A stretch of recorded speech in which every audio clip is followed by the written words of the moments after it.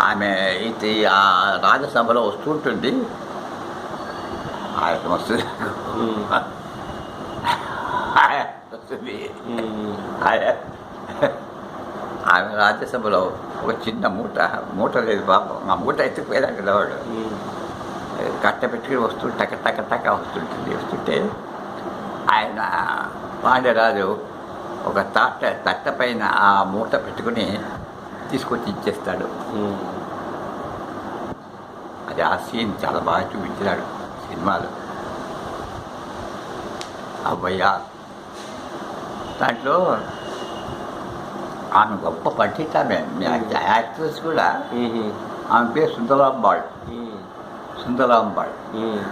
She was virgin also. She did marry. అభయారు కూడా అంతే. అభయారు she was virgin. He did marry. అప్పుడు